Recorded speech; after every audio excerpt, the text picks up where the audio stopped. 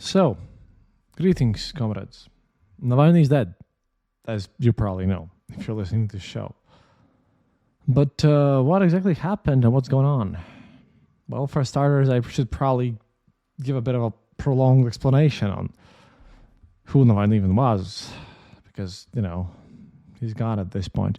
The official version being a kind of a blockage in the arteries. No one believes that, but it is what it is.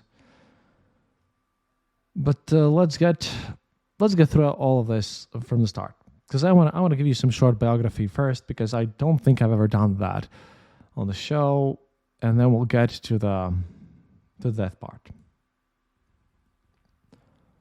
Navalny's father was a Soviet army officer, mother an economist. Navalny grew up in garrison towns in Moscow area, but he spent summers with his paternal grandmother in the countryside near Chernobyl. And in April 1986, his relatives were evacuated from the area, but not before they had observed the cover-up from disaster by the Soviet government. Local residents were forced to plant potatoes in the soil as part of an effort by Soviet authorities to minimize the danger from radiation exposure.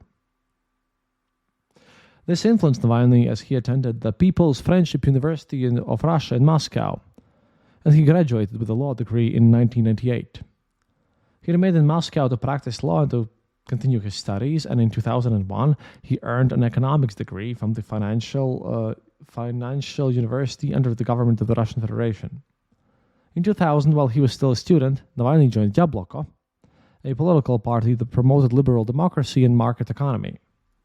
In the early days of Putin's reign, it seemed that opposition groups might hold some sway in the State Duma, but the unification of pro-Putin parties, well, obviously under the banner of United Russia, would stifle all the dissent.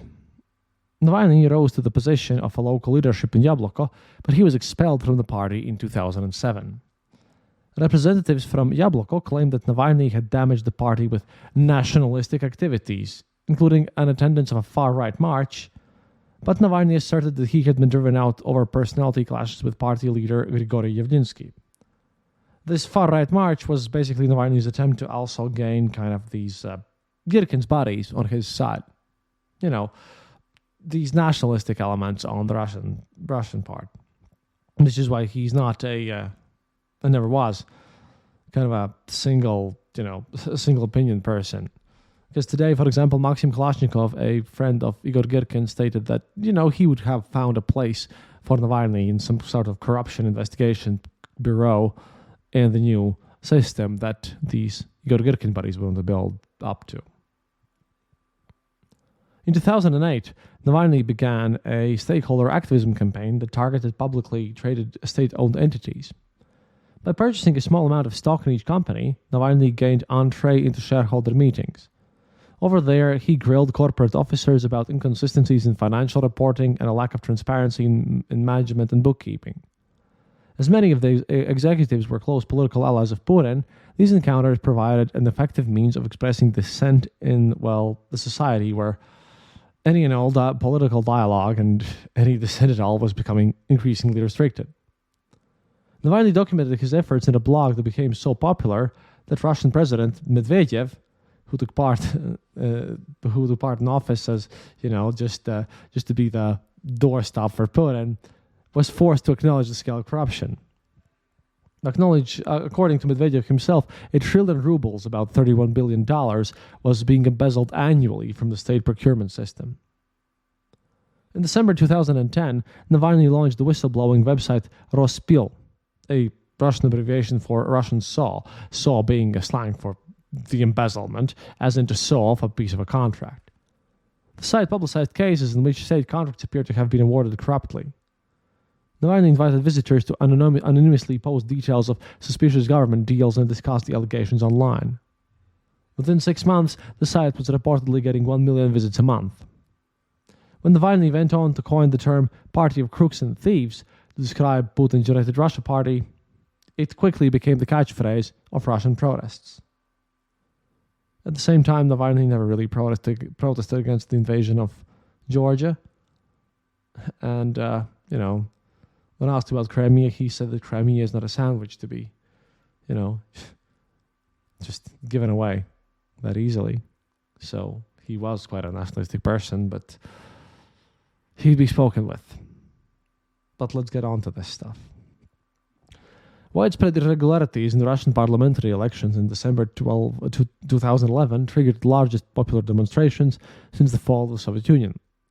Navalny had exhorted his followers to support any party other than United Russia, and in spite of ample evidence of vote rigging, Putin's party won less than half the vote. Navalny was jailed for 15 days for participating in an unsanctioned protest. It was, obviously just the first one of his encounters with the Russian prison system, as we now know.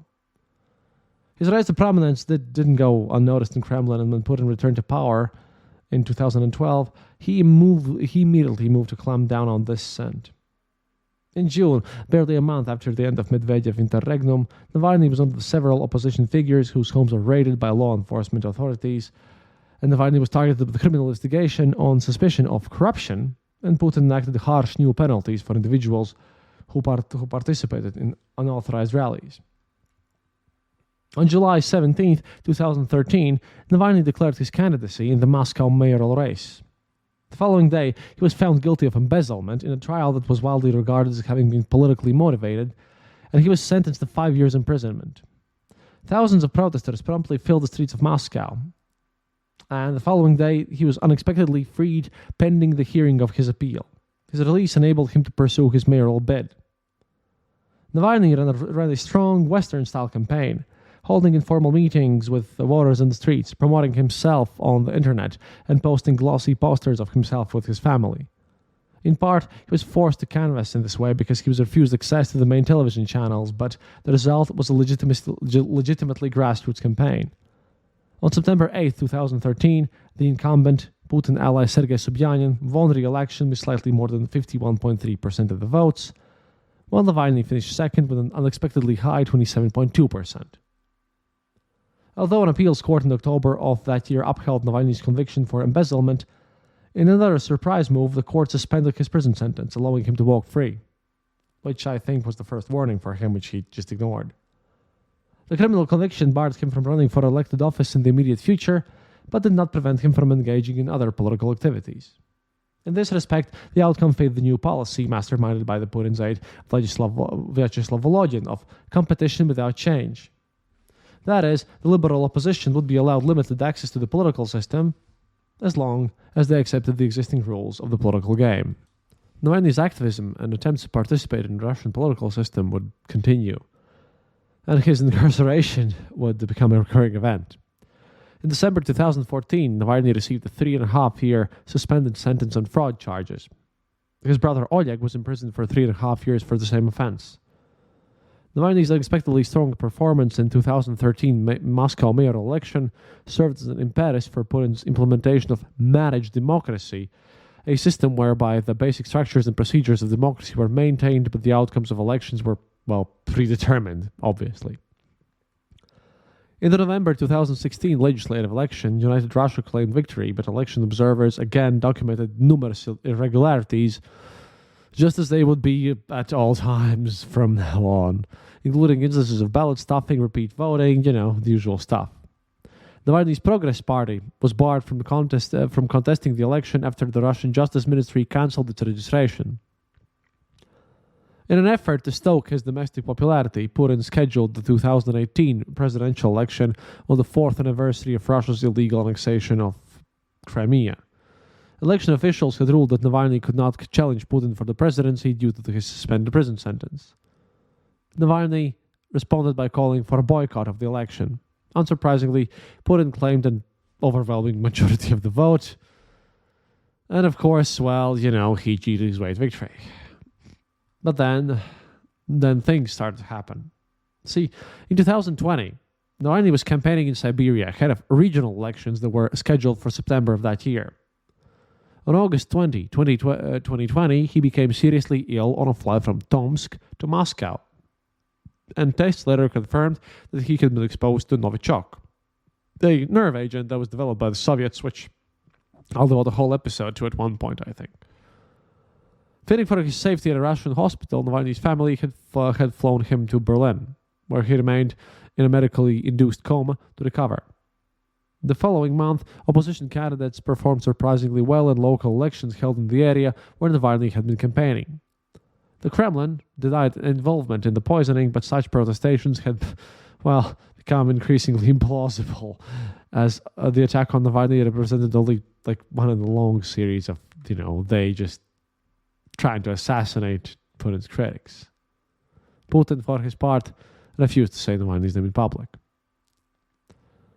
While recovering in German clinic, Navalny worked with Christoph Grozev of the investigative journalism group Bellingcat to uncover the specifics of the Novichok attack.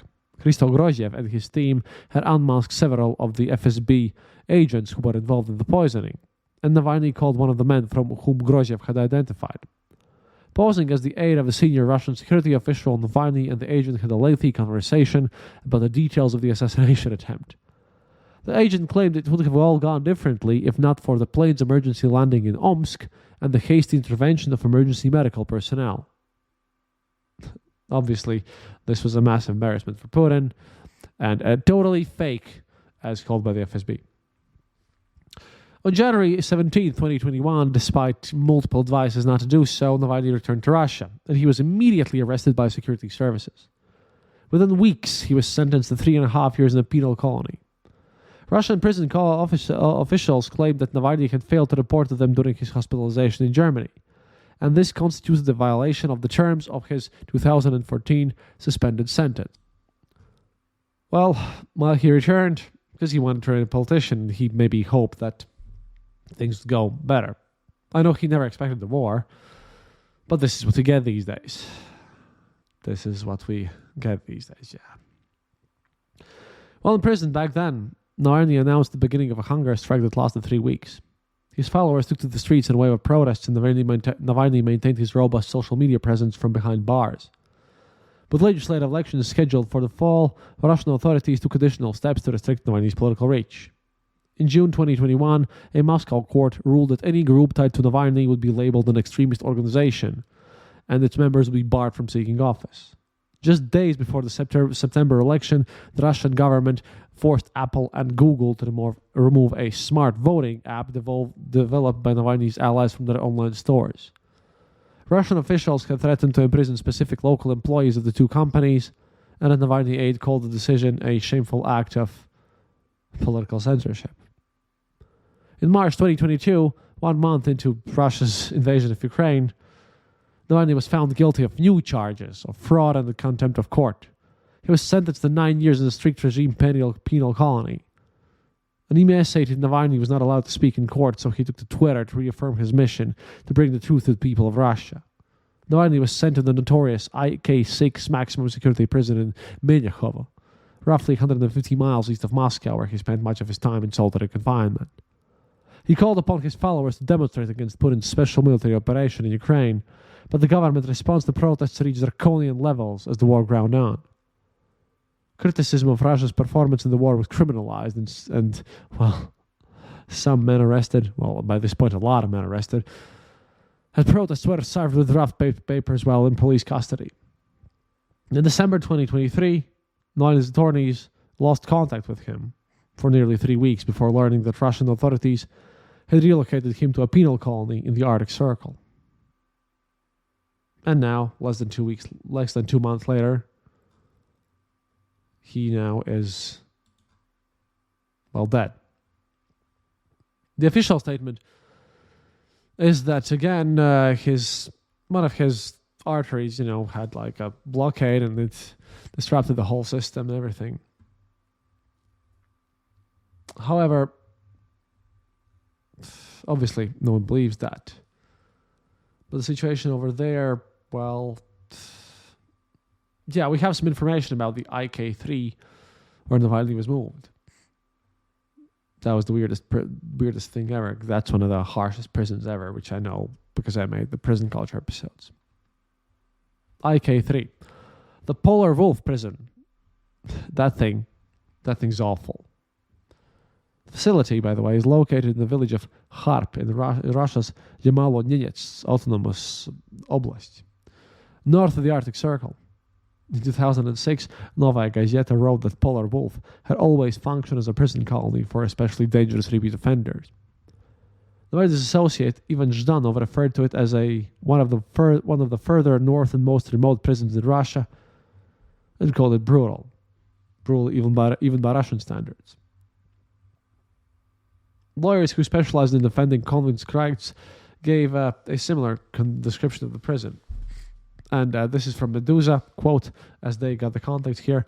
"It's a disgusting colony," one lawyer told Medusa. "Conditions for prisoners are very harsh, and all communications from there are blocked except for perhaps some medical requests and requests for material assistance." The Polar Wolf prison colony is located in the tundra and is effectively in Arctic climate conditions, according to a lawyer who focuses on court cases involving FSIN institutions. Conditions there are extremely harsh because of the special regime. This is essentially legalized torture. It is also worth noting that last year, the prosecutor of Yamalo-Nenets Autonomous Okrug identified violations of labor protection, fire safety, and sanitary regulations in the Polar Wolf colony. This means detention conditions there are so poor that even the prosecutor's office decided that it was necessary to intervene, despite the fact that prosecutorial oversight at detention facilities is basically an oversight. It's difficult to give a detailed description of medical resources available to prisoners in this IK3, but there's every reason to believe that the situation is extremely bad. A lawyer who works in disputes said that, quote, "If memory serves, the last complaint regarding improper medical care was during the COVID-19 pandemic. But there's a reason to believe that things aren't really so good, knowing how healthcare works in relatively prosperous regions. And specialists, especially ones who work in specialized fields, are unlikely to go to work there." An employee from the Russia Behind Bars Foundation gave an even grimmer description. "As a rule, every time you go to them with a request, you're given a pill for diarrhea. Headache, diarrhea pill. Liver pain, diarrhea pill." And while there have been no official reports of torture at the facility, human rights defenders believe it's practiced. Well, because it's practiced everywhere, to be honest. Quote, "The entire time I worked at the FSCN system, which was about 10 years, there were no official reports of torture in the Polar Wolf colony. But judging by the accounts of convicts, that torture there is routine," another lawyer said, who focused on prisoner rights. She continued, "There are no radiators to heat the cells. There are only 2 pipes through which water flows in and out. If you argue and try to stand up for your rights with one of the guards, he simply turns the valve and your room temperature drops to 10 degrees. That's Celsius, or 50 degrees Fahrenheit. You sit in this cold cell wearing your synthetic clothes. When there are temperature inspections, it might go up to 25 degrees. That's 77 degrees Fahrenheit. But as soon as the outsiders leave, the temperature can be turned back down to whatever the officials need it to be." So that's the thing. That's the thing here. In these circumstances, Navalny died. Made some phone calls, verified some stuff. Medusa's people who also made some stuff. Well, some of that stuff is good, some of that stuff is bad. If you read the Medusa article on this, I'll tell you, which is kind of the wrong stuff here. But yeah, some officials in the Kremlin's bloc, some, not all, see Navalny's death as a very negative development for Putin's re-election campaign. At the same time, members of the administration do not expect the politician's demise to seriously affect the results, but this gives, apparently, according to them, a ton of tools to the West for a propaganda victory, which means that Navalny's death isn't beneficial to them. See, that's the thing. Even when literally everyone believes, and me too, by the way, but that's just one of the versions that Navalny was killed. There are 2 options here that we need to take a look at. Sources, a lot of sources in the Kremlin state that Navalny wasn't purposefully killed, instead attributing his death to very poor prison conditions. Like, this prison was awful already, so I don't know. However, you have to remember that it was Putin who put him there. I think personally that Navalny's death It wasn't a result of poisoning. It wasn't the result of anything like that. It was a result of super poor prison conditions. However, who put him into prison? Who sent him after all these months in solitary confinement to the worst prison in the country? Who did this? It was a slow death, a painful death, but a death nonetheless, and a death by the hands of Putin. Even if it wasn't purposefully done with Novichok or some other things. It was bound to happen one day or another. The biggest issue for Putin is just that it happened before the election. Putin had put Navalny in there for like 9 years more. He expected maybe Navalny to last for, I don't know, a couple of more years. Not now. Because right now was the worst time for Putin to have this death happen. Although, he's definitely responsible for it. But I do not believe any windows or stuff. No, Navalny had been in poor health. It was a poor conditioning issue. Putin was responsible for these conditions, so he's still responsible for murder. But I don't think Putin planned for Navalny to die right now. Because, well, sources in Kremlin and in general, the same guys who talk to Medusa and sometimes to Bellingcat and, to you guys as well, and by you guys, I mean, people who listen to me in important places. Yeah, this is going to have an extremely negative effect in the West, obviously. I mean, Biden's already blamed it on Putin, and he's correct. I mean, maybe not directly, but Putin placed him in the situation, the prison where he knew he would die. But the sources that I have noted that this is especially likely against the backdrop of recent attempts to get through via Tucker Carlson, which was the dumbest interview ever, like the stupidest thing ever. Of course, the sources mentioned that the president is going to be called a bloody dictator and a murderer once again. Well, of course, because he's both. Another source that I called personally said that this would complicate any hypothetical peace talks between Russia and Ukraine, as Western countries might consider it unacceptable to discuss possible terms with Putin in these circumstances. But at the same time, this is going to have less impact on Russia itself than people might think. State propaganda, as some people that I called up said, well, just calm down the rest of these people. There have been already instructions. We know this because the guy who used to run Sputnik, the pro-Russian propaganda media in Lithuania, had given up Latvian media, and he gave out some information. And the state outlets have already been given instructions. Authorities have told them not to mention Navalny's 2020 poisoning under any circumstances, and to describe the deceased as an extremist imprisoned on criminal charges. Russian propagandists will spin Navalny's death by pushing multiple narratives to their audiences simultaneously. 1. Extremist opposition figure suffered a blood clot, and his death is being hyped up in the West in order to do damage to Putin and put the blame on him. 2. Navalny's death is not beneficial for us, so it benefits the West. They eliminated their own agent as a sacrificial victim. 3.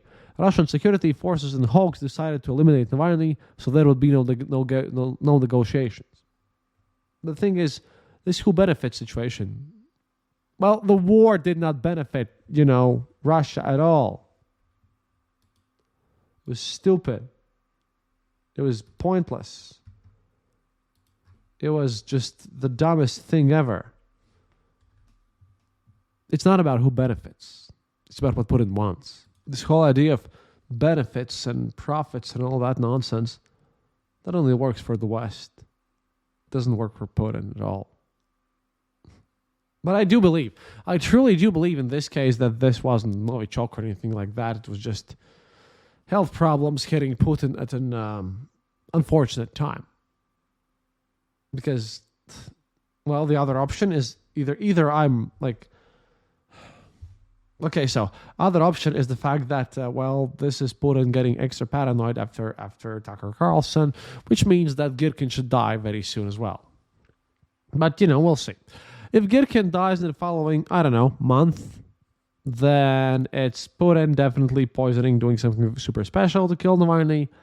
If Girkin lives for, say, 2 months, or more even, then it's just random circumstance. But who knows? March election is going to happen first. It's going to be a weird mess. But Navalny wasn't a simple person by any means. However, he was one hope that those people who really believe that Russia could maybe, keep itself together after Putin, he was the one that they put hopes on. Right now, again, no, my bet's completely on Russia's just collapsing internally. There is literally nothing else that I can see that it could do. And it's not a happy news, by the way. It's quite sad because there's going to be a lot of trouble in this decade. But yeah, we'll keep following all of this. We'll take a look at Avdiivka and why Ukraine had to step back from it, mostly because of the United States not giving enough aid at this point because of troubles in the Congress, apparently, as they call it. A lot of stuff to talk about in all sorts of matters once I'll get more informed and everything. But, yeah. Navalny's death caught me by surprise because this was totally not what I had expected. But it is what it is.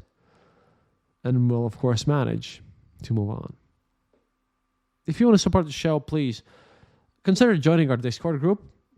We have links all over the place, and because we have a lot of things happening there, like live interviews and Q&As and all this stuff.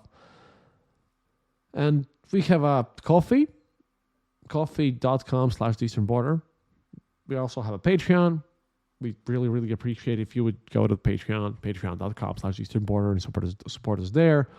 Or you can just go to theeasternborder.lv and click the donate button there, or just click whatever link ACOST provides you, because I don't know. They provide different links for different countries. But remember, my job is funded by you guys and no one else. The ads, they just pay for some administrative expenses there. I make only about 10% in ads, what I should be making, because I'm a Latvian, not an American, so they just, don't pay as much. So it's all on you guys, and I'm very thankful about that. And I'll keep my work going for as long as I can. But for now, do svidaniya, tvarish. And I hope this was informative for you, and that you learned something from it. And as always, well, what else? Happiness is mandatory.